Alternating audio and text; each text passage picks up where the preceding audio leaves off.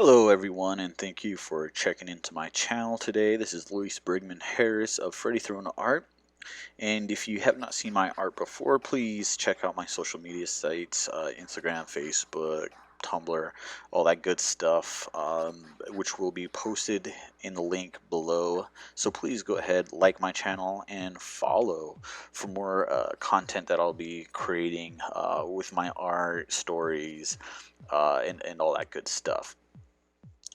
So here I am actually just not going to be giving too much of a tutorial, but more tips of how I create my art and characters. This is a character from the series Same Shift, Different Day. The Food of the Mundane changed into, I don't know, a explicit anger or emotion. I don't know. The inspiration just kind of came to me about just I don't know, just a normal day and seeing how food can be in a creative way, fun and explicit. So here I started with creating two characters, a hot dog and a hamburger, because it's summer and I figured that barbecues and everything going on from the 4th of July and so forth, that these two characters are inspired from that. Will sometimes draft the characters in Photoshop or pen and ink, just like a regular pen and paper, and then I will scan it and upload it into Illustrator, which I finalize my overall product and character. So here you can see, once I have that sketch, I start doing the line work for the character. Just your normal, you select the P for your paths, and you create the lines for the outlines. And that's what I usually do here, and I just do your basic one width stroke and just kind of like going over the overall illustration and just really getting some of those lines, curves, more straightened out. And you don't have to, well, at least for me, I don't worry about the width of the pen or the path or the stroke, more so, depending on what program you're using. I worry about that later down when I start, before I create it as one solid piece, and we'll get to that here in a minute. But as you can see, again, just kind of going over the lines and creating. And so with these characters, I actually do two different ways to create the lines or to create the objects. There's one is creating an actual object by using the path, as again you can see here, by going outside the shape, creating the shape, and then making it a whole shape. Or you can use the shape tool and you can create whatever shape and then put it, and then you can outline that stroke and then edit and alter that, as well as sometimes I'll also take the stroke. I'll make a thick line. So like, let's say for this character, the arm, I would actually do, instead of the outline of the arm, I would just take the stroke and I would go from the shoulder down to the wrist, and then I would go up to the selection in Illustrator, and then go and change that stroke to have an outline path. And we can get more into this later, about how that goes. So right here, so you can see what I'm actually about to do is what exactly I just spoke of. So I created the legs by creating two different paths, from the joints down to the ankles, right? And then I widen that path right there. Now it's not a shape, so you got to change that those stroke lines into a shape, and then you can alter it. So finally here, I got done with the line work, and I went in, Command W, and started actually altering the stroke width and changing that. And you can only change a stroke width as long as it's the basic line and just a normal line, and then you can adjust it. If you try to change that line up to be like a pen or a round, sometimes you may run into the issue that the stroke will not change its width of what you would like to see selected, and so again you have to just double check on those things. So again, going in here, I'm creating the mouth and the eyes, kind of doing more of the detailing work since I got the overall outline of how I like it. And I like for these characters to have that real pen ink comic-y drawing style, especially with the line strokes, how they taper off into certain parts of the arm or the hands. And given different widths in different areas, just to give a little bit more character, I guess, to the lines and to this illustration and to the hot dog character. So you can see down here in the elbow, tapered it off right there and created some of those lines there. And so that's one part. So once I got, again, my basic draft illustration, then I got the line work. I will, when I get the line work, then I'll go in and then I'll start coloring it once I complete that overall character and just the strokes and the outline.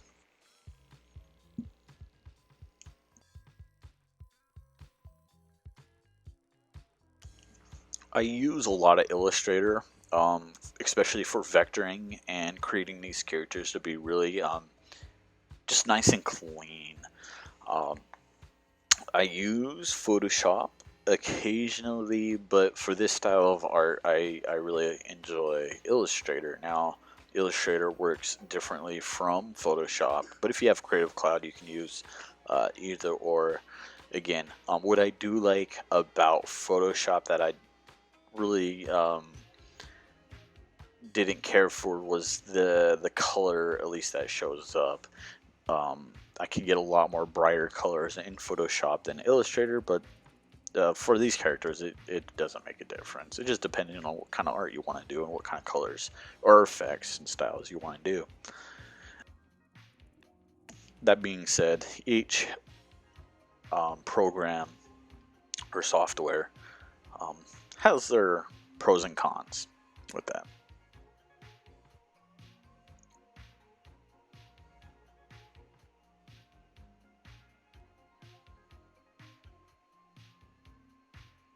So I also brought up one of my previous illustrations, the donut, there, just to kind of again make sure that I'm staying consistent with the characters. I've been working on this series for a couple months now. I think I got 10 characters currently, and just continuing to work and create more characters each week to add, because I mean there's tons of food, there's a lot of amazing food, and it's just something I just really like doing. One thing that also helps me out is just being more consistent with practice, really. I think the first character took me a while to envision what exactly how I want these characters to be stylized in my envisioning creative ways. So it took me a little while to understand that, but when I like this character, it took me just a couple of hours to overall, but I condensed this video as short as I could to at least get some of the basic gists.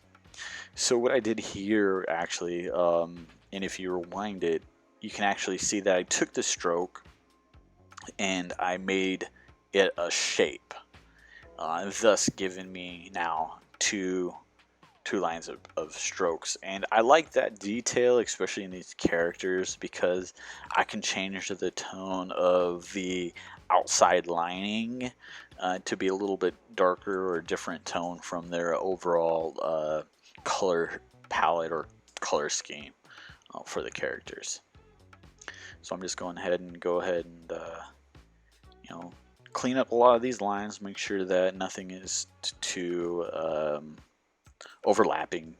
And so again, so here we go with the coloring. Once I get the process, the line art done, I was happy with it. I got all of that stuff. I make it one full solid piece or shape.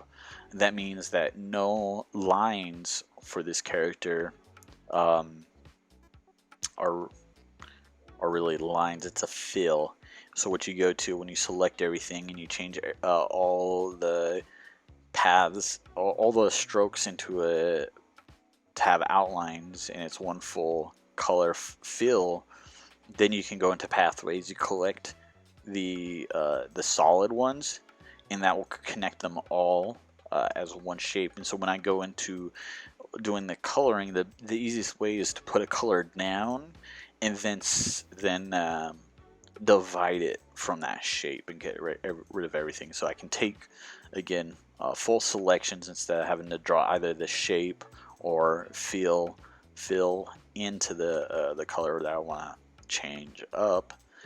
That's just how I do the process. There is different ways to do coloring for characters, but I'm not going to get into that right now.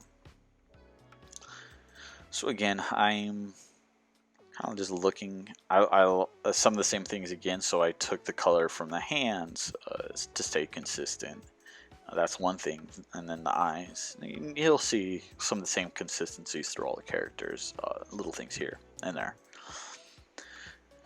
So working on the color takes me a little while to really figure out what kind of colors I want to use. I think that's a big part to ensure that the characters are vibrant, colorful, also fun and expressive in that way. Pretty much not taking it too serious. It's a cartoon, it's a character. You want to have fun, so that's why I really try to pull a lot of that inspiration from. Changing up, gave them some boots this time. Different characters have different shoes. Just changing the colors.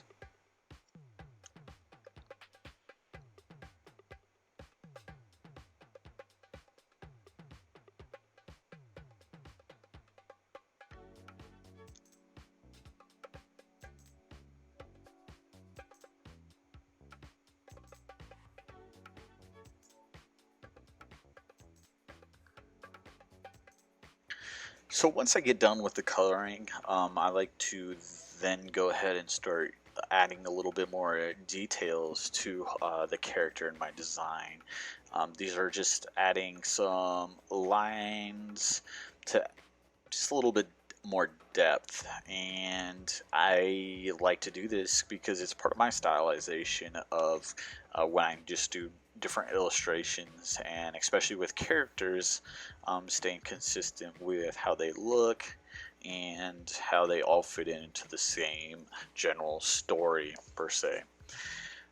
So yeah, I like to do that, and then it's like you also got to think about how to make the face maybe a little bit more expression in, or bring more expression to the face.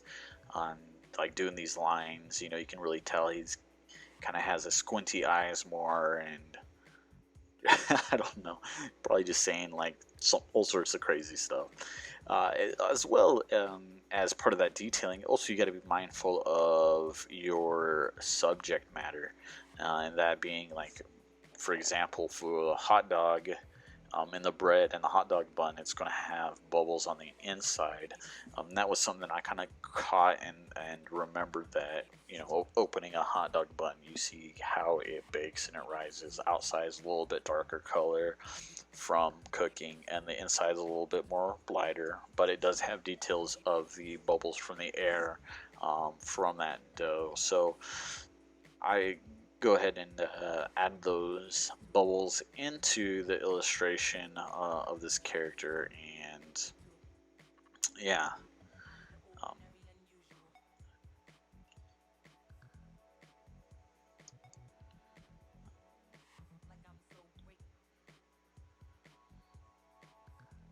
and even changing the inside of the bread a lighter color is helps, um, making it a little bit more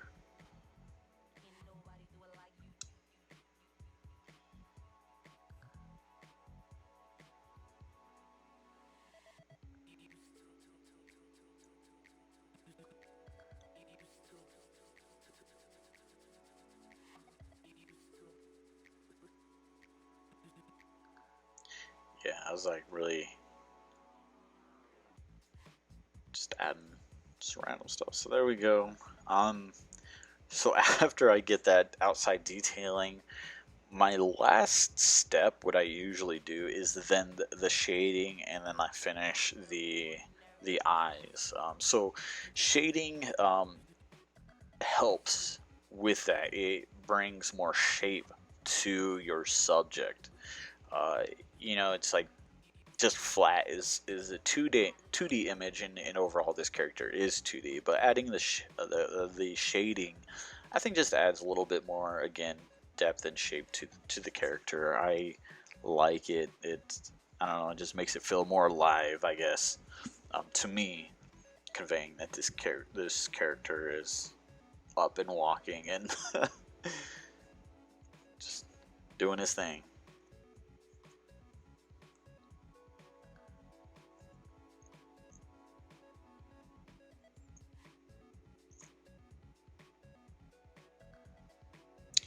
And I go in and go ahead and add a little bit more details into the boots and the shoes. Just, I don't know, just to make it a little fun.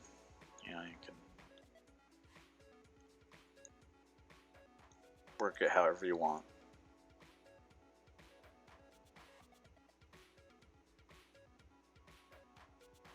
And of course, more details take up more time, but I feel it's usually always worth it to invest into finalize the finalized product. If you spend just a little bit more time focusing on those little details, I don't know, I feel that they make a difference.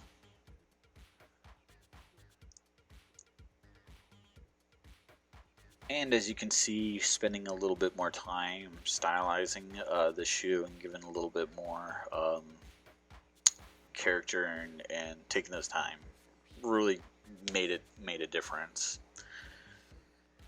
I was really happy with that.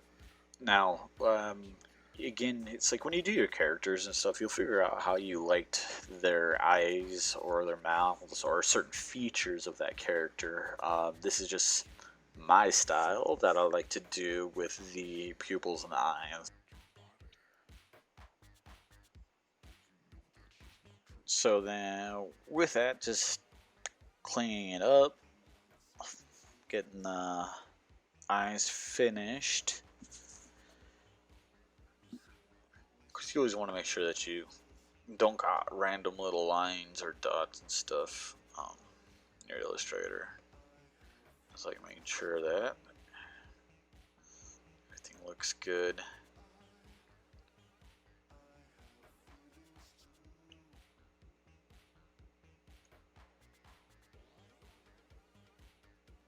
And what I did here was, because I'm doing the shading from those pupils and stuff, like go ahead and transparent. Looking at my reference, set when you're happy. It looks clear, looks good. Get it to where you like, and there you go. Same shift, different day. Hot dog, street dog.